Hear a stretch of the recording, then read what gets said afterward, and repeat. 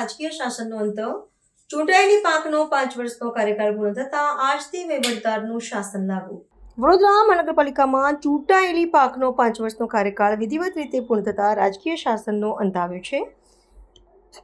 મંગળવારથી મહાનગરપાલિકાનો સંપૂર્ણ કાર્યભાર રાજ્ય સરકાર દ્વારા નિયુક્ત કરવામાં આવેલા વહીવટદારના હસ્તક સોંપવામાં આવ્યો છે.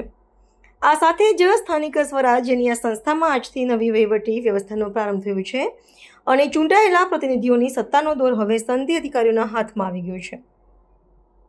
કાર્યકાળ પૂર્ણ થવાને પગલે મહાનગરપાલિકા ભવન ખાતે વ્યાપક ફેરફારો જોવા મળ્યા હતા. પ્રથમ નાગરિક એવા મેયર, નાયબ મેયર અને સ્થાયી સમિતિના અધ્યક્ષ સહિતના તમામ પદાધિકારીઓએ પોતાના સરકારી વાહનો તંત્રને પરત કર્યા હતા. તદુપરાંત મેયર અને અધ્યક્ષતાના કાર્યાલયોમાંથી અગત્યના દસ્તાવેજો હટાવીને સભા સચિવને સુપ્રત કરવામાં આવે છે. શાસક પક્ષ અને વિરોધ પક્ષના કાર્યાલયો સહિત વિવિધ સમિતિઓની કચેરીઓને તાળા મારી દેવામાં આવ્યા છે. તેમજ તમામ પદાધિકારીઓના નામની તકતીઓ પણ ઉતારી લેવામાં આવી છે. પોતાના કાર્યકાળના અંતિમ દિવસે મેયરે પોતાના કાર્યાલયમાંથી ભગવાનની છબીઓ અને શ્રીજીની મૂર્તિ સાથે ભાવુક વિદાય લીધી હતી. 5 વર્ષ સુધી નગરજનોના પ્રશ્નો અને વિકાસ કાર્યનું સુકાન સંભાળનાર રાજકીય નેતૃત્વની વિદાયથી મહાનગરપાલિકાના પ્રાંગણમાં શૂન્યાવકાશ જોવા મળ્યો હતો. હવે આગામી સામાન્ય ચૂંટણીઓ ન યોજાય અને નવી ચૂંટાયેલી પાક અસ્તિત્વમાં ન આવે ત્યાં સુધી શહેરના વિકાસના તમામ નિર્ણયો, નીતિવિષયક બાબતો અને વહીવટી પ્રક્રિયાઓ માત્ર વહીવટદારના આદેશ અનુસાર જ હાથ ધરવામાં આવશે.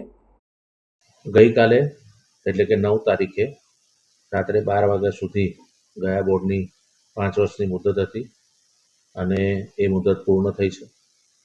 ગુજરાત સરકારશ્રીના હુકમ મુજબ ઉર્જા વિકાસ નિગમ લિમિટેડના એમડી શ્રીમતી શાલિનીબેન અગ્રવાલ કે જેઓ ભૂતકાળમાં આપણે ત્યાં મ્યુનિસિપલ કમિશનર પણ રહ્યા હતા, એમને વહીવટદાર તરીકે નિમ્યા છે. એટલે હવે આજથી તેઓ વહીવટદારની ભૂમિકામાં વડોદરા મહાનગરપાલિકામાં આવી ગયા છે. બોર્ડ પૂર્ણ થાય એટલે સ્વાભાવિક રીતે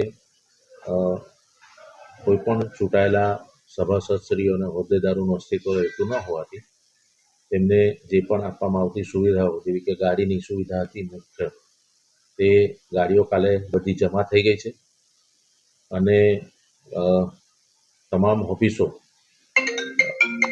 ને હવે ખાલી થઈ ગઈ છે અને એમના જે ડોક્યુમેન્ટ હોય આ 5 વર્ષ દરમિયાન, 2.5 વર્ષ દરમિયાન તેમના જે પત્ર વ્યવહારો હોય તેમને વાંચવા પૂરતા જે ડોક્યુમેન્ટો હોય, જે એમનું પોતાનું સાહિત્ય હોય, એ તમામ સાહિત્ય એમને પણ તમામ હોદ્દેદારોને સુપરત કરવામાં આવી દીધું છે. એ જ રીતે કાઉન્સિલરોના લેટર પેડને આપી હોય એ બધું જ અમે સુપરત કરી દીધું છે અને હવે વહીવટદાર, સ્થાયી સમિતિ અને સામાન્ય સભા વહીવટદારની અધ્યક્ષતામાં મળશે. પાલિકાના રોજિંદા કામકાજ પર આની કોઈ અસર પડશે ખરી? પાલિકાના રોજિંદા કામકાજ પર આની કોઈ અસર નહીં પડે. જે રીતે પહેલાં ચાલતું હતું એ જ રીતે ચાલશે, એ જ રીતે સ્થાયી સમિતિ થશે, એ જ રીતે સામાન્ય સભા થશે.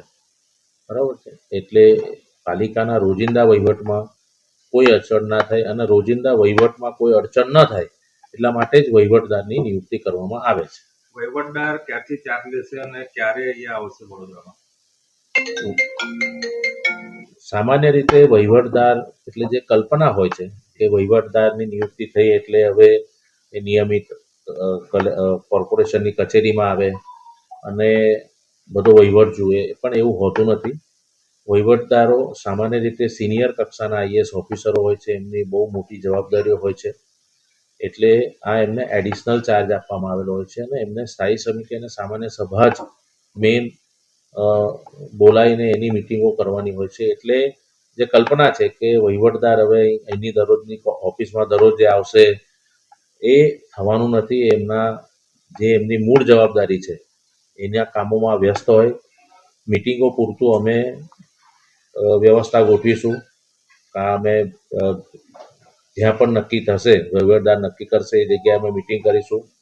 હવે તો ઓનલાઈનની બી, ઝૂમની પદ્ધતિથી બી થાય છે, એટલે એના આધારે પણ અમે મિટિંગ કરી શકીશું. પણ એક કલ્પના જે છે કે હવે અહીં આવીને બેસે તો એવું રહેશે નહીં, એ સ્પષ્ટ થવું જરૂરી છે. સરકાર દ્વારા આગામી દિવસમાં જે ચૂંટણી આવેલી છે, આપને કોઈ ઇન્ફોર્મેશન આપવામાં આવી છે? ના, અમારને આગામી દિવસના ચૂંટણી સંદર્ભે કોઈ અમારી ઇન્ફોર્મેશન ના હોય. એ ચૂંટણી આયોગ, ગુજરાત રાજ્ય ચૂંટણી આયોગ જે પ્રમાણે એના કાર્યક્રમો નક્કી કરશે એ પ્રમાણે જે જાહેર થશે એ જ રીતે હશે. સેક્રેટરી વિભાગમાં એવી કોઈ સ્પેસિફિક જાણ ભૂતકાળમાં નથી કરવામાં અને અત્યારે બી કરવાનું નથી.